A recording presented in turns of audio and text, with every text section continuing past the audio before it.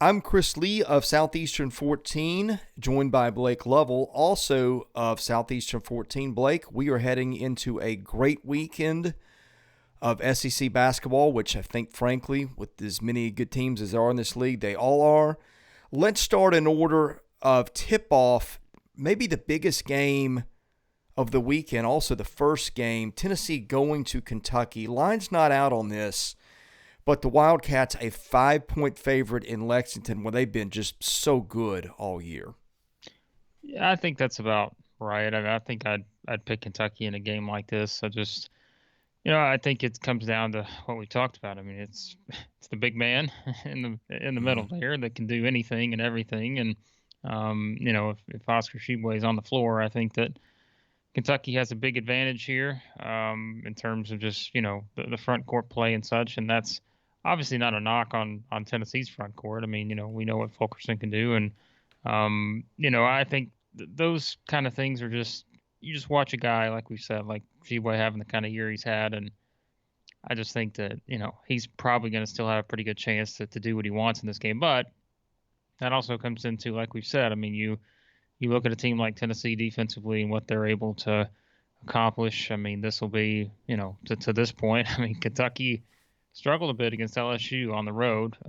That's the best defensive team they played this season. This will be the second best defensive team they played this season. And the difference is it is at Rupp. But I think it'll be interesting to see what kind of challenges Kentucky has in terms of scoring against this Tennessee team. It's not going to be easy, as we know, and it is a Tennessee team that, as we've said, does a pretty good job of turning the opposition over at times. But I just think it's hard to pick against Kentucky in this spot. I think they've got a lot going for them right now. I think they're starting to sort of round into that team that we expect them to be. And what do you know? It's mid-January. This is the discussion we've had for months.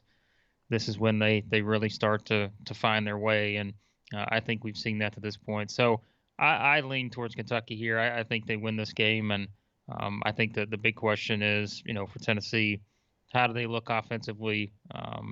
What can the rest of that supporting cast step up if Kennedy Chandler, doesn't have his best game here, which I'm not saying he's not going to, but it's going to be a challenge, going up against this Kentucky team, I think. If folks want to take your advice on that, we've got a special partnership I wanted you to just tell people about quickly for our listeners in Tennessee. Yeah, Action 24/7. We'll put the link, as we do in every video, in the description. You just click on that link. You can sign up. Your first deposit, they'll match up to $800. So you can just use the code South14. Again, all that'll be in the description. So click that link. South14 is your promo code, and they'll match your first deposit there up to $800. So. Also tipping off at 1 Eastern, noon Central, the Gators, a 3-point underdog going to South Carolina. Both teams have been uneven, but I think South Carolina probably more so than Florida. I know that Florida hasn't won any games in the league, but I've liked a lot of what I've seen from them, Blake. Well, they've played a tough 3-game stretch here with Alabama, Auburn, LSU, but now it comes a time where you've got to turn that into a win. And if they don't win this game, then you've got some, more interesting discussion on your hands there, because then you're 0-4, and I know you got 2 home games after that against Mississippi State and Vanderbilt, but they got to win this game. There's no other way to put it. Like they have to win here, and they probably feel that pressure, I'm sure. Because again, it's an 0-3 hole is bad enough, but 0-4 in this league, was still. I'm looking down their schedule here with 2 games against Kentucky, Tennessee, Auburn.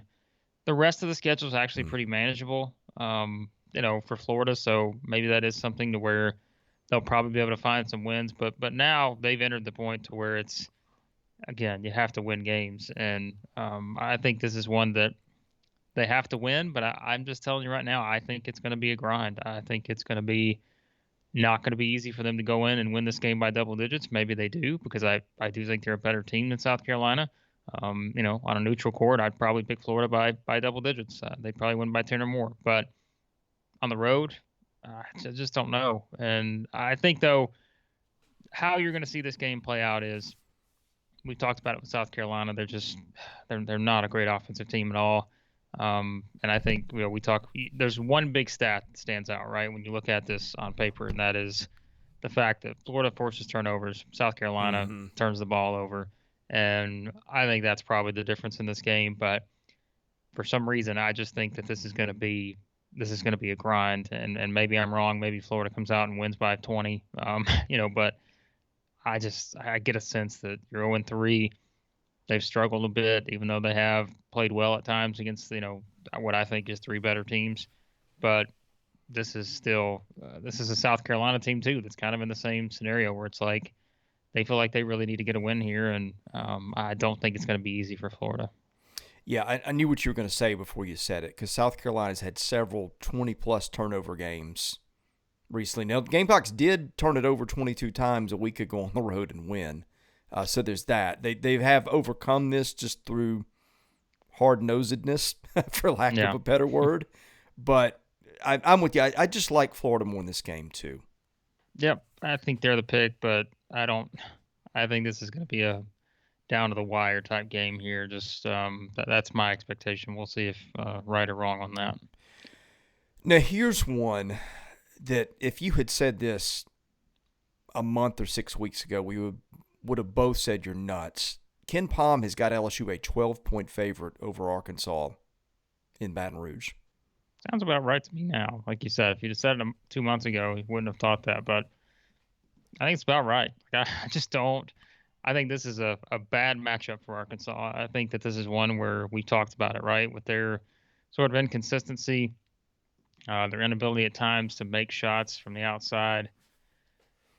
You look at kind of how they get their points, as we've said. I mean, it's a team that's going to be very, attack oriented. They're going to try to get their points inside the lane, and if not, they're going to get fouled and go to the free throw line. But I mean, with LSU, I know they did get in foul trouble against Florida, so that is something I think if you're Arkansas, you can maybe try to take advantage of a little bit. But at the same time, if you're not getting those calls, LSU's defense is going to just completely overwhelm you. And I think that is something else that kind of comes into play here.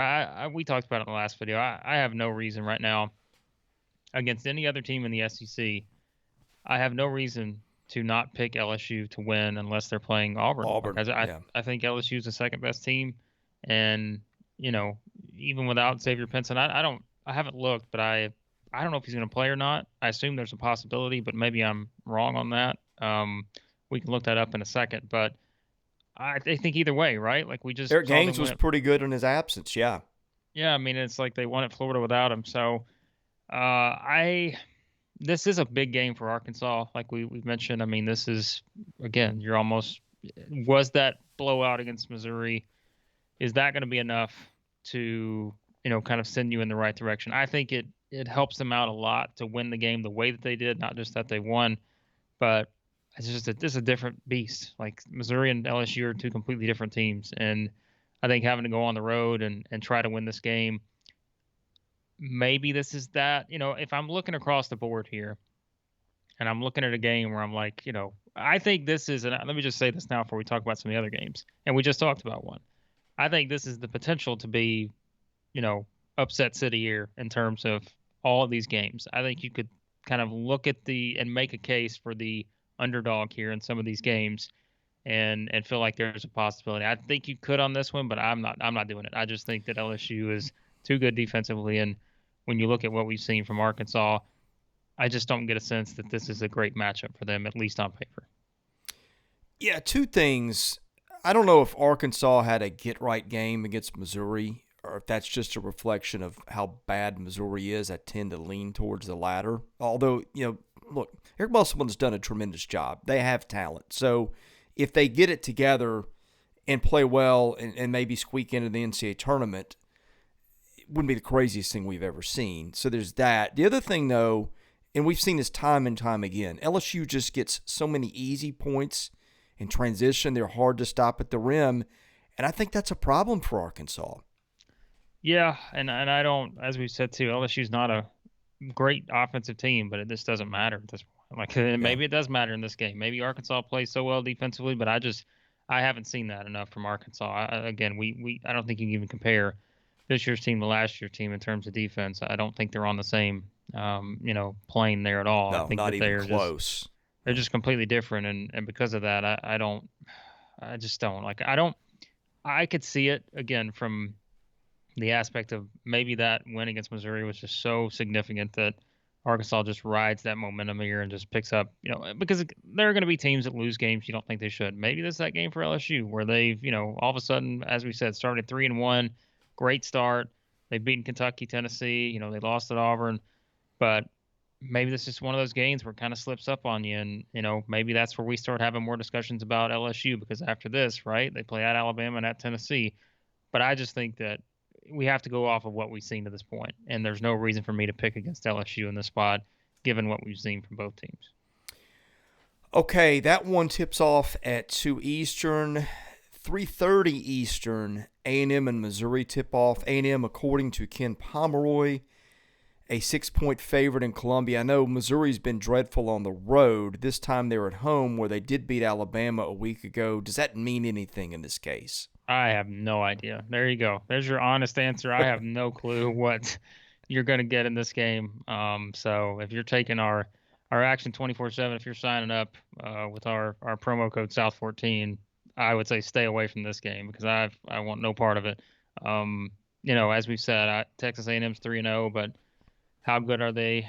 We called them and we kind of said, hey, there's really a possibility they could be 4-0, and we might not have any idea how good this team is. And this is it. Like, they're a win away from being 4-0 in the SEC, and maybe we still don't have a good grasp of who they are. Missouri at home is just it's different. I mean, if you take away the win against Alabama, this would be a lot easier, right? But Missouri has beaten Alabama. They've beaten Utah at home. It's like they just play different at home. And I just think, though, with the way that game played out at Arkansas, man, that was ugly. And maybe they have that bounce back game, because remember, Missouri had just lost, gotten blown out at Kentucky too before that game against Alabama. So I'm going to pick A&M here. I think it's the kind of game where I don't necessarily expect this to be pretty, but I just think A&M is probably, they found more ways to win at this point, and they seem to be pretty confident in those scenarios. If it is a close game, which I think it will be, they found a way to win these close games to this point. So I've leaned towards A&M here, but I don't like this game at all in terms of confidence level of how it's actually going to play out. Speaking of Missouri, did you see what happened with Conzo Martin yesterday? I vaguely was on. I saw something somewhere, but I think my attention went elsewhere. But I saw something about, what was it? I didn't even look into all the specifics, but I saw his name being mentioned on Twitter and such. So a random guy started a rumor that he had been fired. Yes, right. And people ran with it. Radio stations ran with it. I think a couple other media outlets ran with it. Was that us? Like, we got the video. No, like, that was not us. I was going to say, like, did someone take something we said because our video yesterday was about, what's next for Missouri and all this. I hope no one spin that in a way that we said anything like that. But hey, I'll say this. You got to watch the whole video, right? Like, if there's something I will say, like, I've noticed that at times when it comes to people that have said stuff to us. Please watch the entire video, because I promise there's more to it than just a little soundbite. So hopefully we didn't get that started. We never said that. So just the one thing we try to do is offer context, right? And this is not a hot take show. We will have opinions, but if people have noticed, your opinions were really tempered until we saw teams play 12, 13, 14 games, and that was by design. Yeah. I don't like to start just talking for no reason. I like to have some sort of reference. And I think it's so hard too. We can have this discussion another day, but it's like, I think it's so hard to go into a season and have such a strong opinion on a team that you've never seen play. Because remember, like, unless the team has every single person coming back from a year ago, you've never seen this team play before, right? Yeah. Like, you've never seen this version of this specific team play before. So it's so hard for me to have a strong opinion on that unless the team is bringing back every single player in their rotation, which I'm sure there are some teams that have, but Not in the SEC. So, No. in the SEC, you've got different teams all over the place, and so I like to wait on that. But Yeah, not anywhere with the transfer portal, to be no, honest. But no. next one on the schedule in order of tip-off, Alabama, according to Ken Palm, a 1-point favorite in Starkville over Mississippi State. State got a big win over, not a big win, but got a win over Georgia. Large margin, I guess, is a good way to put it. Here we are again with Alabama, right? Just not having any idea what we're going to see from one game to the next. This is not a friendly place for Alabama to play. And that worries me a little bit because I think this is one of those big spots, potential big wins for Mississippi State. It's a huge game for their resume in terms of what they need on it right now, because as we said, they don't really have a lot to lean on at this point unless, they really need Arkansas to turn things around, because that's probably their best win to this point. So this is a huge game for Mississippi State. And again, I think, Alabama won there last year. I want to say prior to that, they lost, I don't know, it was 3 or 4 straight maybe in Starkville. Just over the years, I feel like that's been a problem area for Alabama. It's just going there and trying to figure out a way to win. Even last year, I think it was a bit of a grind in terms of just how that game played out. But this is a toss up to me. I really do think I look at this game this way because Alabama has presented us with a lot of inconsistency now, and that to me just it's concerning. And I think that, like I said, I think Alabama will be fine by the end of the season. But when you look at their schedule, I mean, it's just we mentioned it, like it's the best schedule of anyone in the league, and it rarely lets up. Like their let up spot's going to come here in about a week or so when they play Missouri and Georgia in back to back. The rest of the way, there are no let up spots, and they haven't had any of those this season to this point. So this is man, I don't know. Like, this is a tough one for me. I think this is 50-50. I'm not even sure which way I would lean. If I have to pick one, I probably think Alabama finds a way to win, but I think this is a 1 to 2 point game, and I wouldn't feel confident saying it one way or the other. I just think that this is a big spot for Mississippi State. This could be a significant win for them in terms of their NCAA tournament hopes. And matchup wise, I just think there are a lot of things with these two teams that you look at, and I don't know. Like, I think this is going to be a great game. Like, I think this could. I know all the attention is going to be on Tennessee, Kentucky, and some of these others, but like, I think this is going to be a fun college basketball game. Maybe not for both fan bases, because I do think it's going to be a a nerve-wracking one and a maybe frustrating one at times. But I think this is a great matchup, and I'm curious to see how it plays out. I'm Googling Toulouse Smith right now because I think he's missed some time lately. To me, his availability might be a factor in this one. I think would have to be. He missed the Georgia game. He missed the one before that too. So, I mean, Alabama is not – we've talked about Charles Bediako. He's talented, but he's not there yet. Toulouse Smith is one of the more established bigs in this league, been a really solid player for a couple of years now. So I would be interested to see what the situation is there, because I think if you're on the fence on this one, I would have to think his availability is worth a couple of points. Well, and I think it's also that, how does Alabama sort of counter Iverson Molinar? And if their guards are able to slow him down a bit, then I think that significantly changes the game. But I mean, Mississippi State has other guys that can step up, but I think he's the key here. If he goes for 30 something, which he could very well do, maybe that's a good thing. Maybe it's a bad thing if no one else scores. But I think that, how Alabama can defend him, or maybe it's a case of how does Alabama defend everyone else, and just kind of maybe it's that strategy. Let him do it, get his, and as long as you slow down everyone else, you're going to win the game. So, I think this is a really good matchup. I'm going to lean Alabama here. I think they bounce back and get a win, but that's a 51% to 49% in terms of confidence rating on that. Yeah, but both teams have some depth too, which also, I guess, minimizes foul trouble if that becomes an issue, but maybe, depending on who it is. Yeah. Vandy going to Athens, Georgia. Vanderbilt -5 on Ken Palm. Georgia's awful. Vanderbilt's not playing well. Vanderbilt still won't have Liam Robbins, which it hasn't had all year. I'd be shocked if Vanderbilt had Rodney Chapman. I'm hearing that hamstring is going to keep him out a while. We're not going to spend a lot of time here, but what's your thought? I mean, this does seem like the place where Vanderbilt has kind of responded in recent years, but I think it's also been a while since the Commodores won in Athens. Yeah, this is like I said, I keep looking at this slate and I realize this is a low probability of this happening, but I do think, not every underdog's going to win, but like I think you can at least find something in this slate where you're like, I could make the case for that underdog and why they could maybe win that game. I don't know if we've said that about, all the others to this point. I think there have been some games that just you felt so confident one way or the other.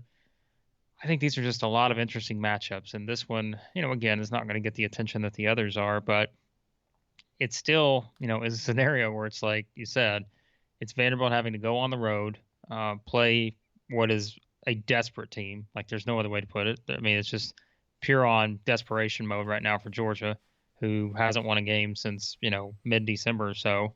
And I mean, Vanderbilt's the better team. I don't think we're comparing the previous year's Vanderbilts, that were just at the very bottom of the conference to this team that's at the very bottom of the conference in Georgia.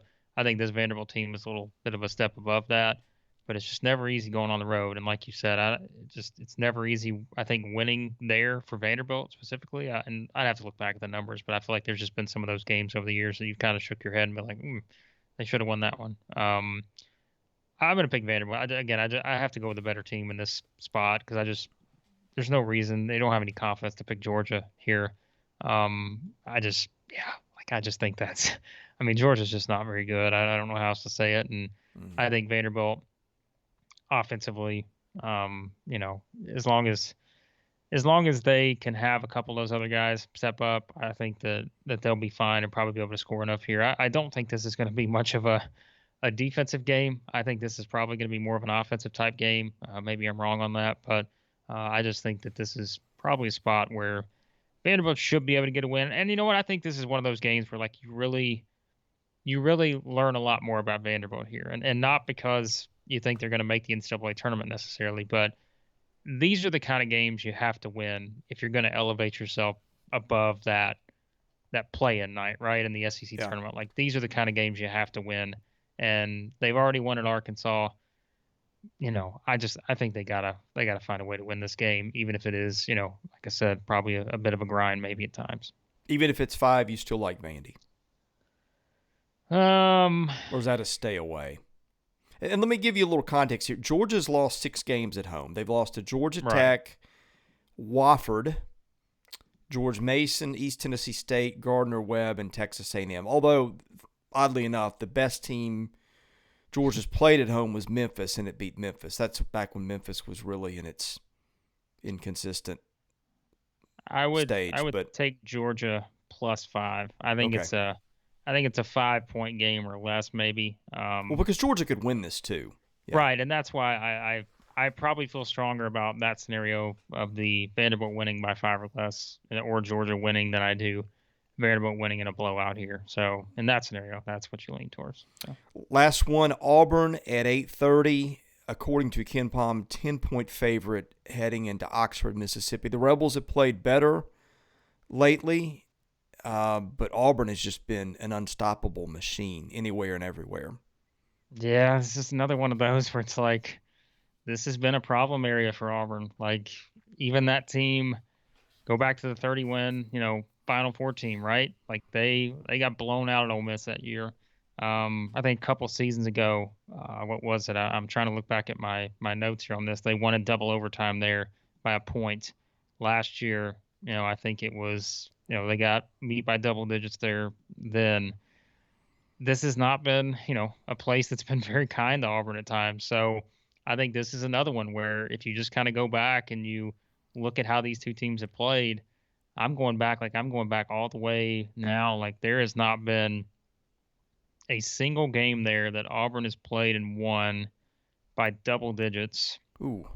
Let me see, I'm going to make sure I get this one right here.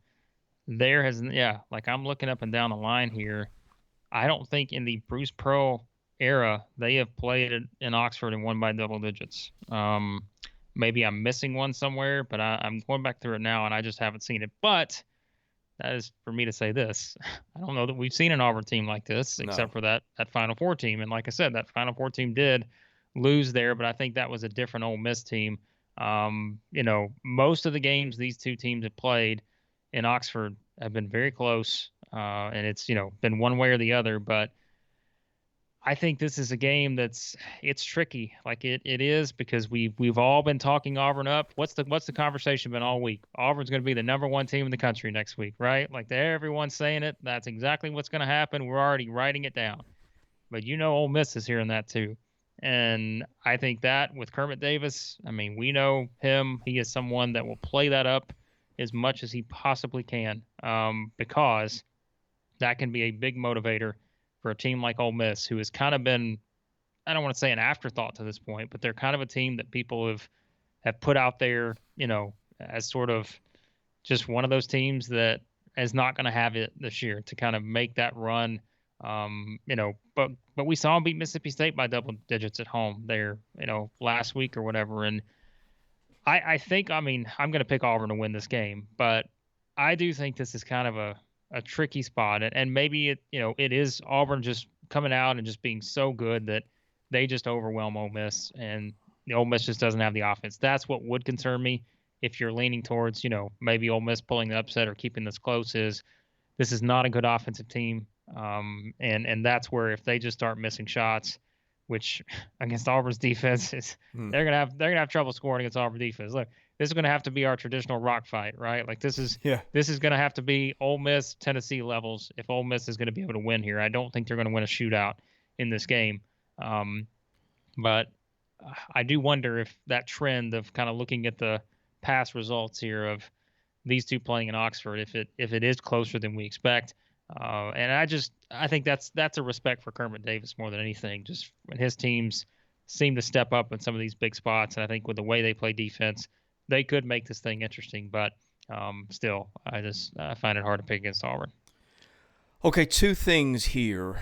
Jarkel Joyner, their point guard, and maybe their best player, they being Ole Miss, has had a back procedure. He's going to be out at least 6 weeks, it sounds like. So there's that, although they've been playing without him for a couple of weeks now. And again, they almost won at Tennessee without him, went into overtime in that one. And again, did win at home. And you mentioned the Auburn about to be number one thing. Nothing invites a packed house and a fired up student section like number one team in the country kind of talk. Yeah, that's what I wonder about. And I, that's again, we talk about that's respect for Bruce Pearl too, because I think he's managed that kind of stuff pretty well over the years. I mean, we think about Auburn's rise. He's had teams that have been really good before, we know, but I think they've been able to sort of stay kind of in that, middle range, even keel. They don't get really too into that hype, I think, sometimes. And I think he's done a pretty good job of managing that, with the good teams he's had. So it's an interesting setup here. I think, again, it's one that Ole Miss is going to really need just a stellar defensive night and a really good offensive night, I think, to win this game. And, but as with everyone else, I don't see a match for Jabari Smith, and I don't see, some of the things that maybe, unless they get him in foul trouble or something like that, I find it hard to believe that this is, which could be a possibility. I mean, it could happen. But I think Auburn's the pick here, but I tend to wonder, is this going to be one of those blowout type games? Just because traditionally Ole Miss has played them very well in Oxford, and I think defensively Kermit Davis is good enough to scheme up something that will at least keep his team in the game. Maybe not for the entire way, but I think that they can at least maybe keep it interesting for a little bit. If Nick Saban were watching this, and Nick Saban, if you are watching this, you're welcome to join us anytime. I think he would call this the rat poison special. Yeah, that's probably about right. I think this is the one. This one, and I'm telling you, we talked about all these games. I'm I'm fascinated to see how many upsets we get in these because, what is an upset in SEC basketball? I think some of these are a little more clearly defined than others, but I think this is an intriguing slate because I think you could make the case for some of these teams, pulling off, like I said, maybe it's in Arkansas just riding that wave of confidence into LSU. Maybe it is a Mississippi State, in a big, significant win scenario against Alabama, and maybe it's the same for Ole Miss. I think there's a lot of intriguing scenarios here that could play out. Any parting thoughts? Or maybe all the favorites can win. There you go. And we come back Right. and there's We no cover all drama our bases. whatsoever. Right. Yes, there you go. So. Well, we'll be here to talk about it next week. I'm Chris Lee of Southeastern14.com. He's Blake Lovell, also of Southeastern14.com. Please subscribe to our YouTube channel. That helps us out. And anyway, thanks for watching. We'll see you again next week.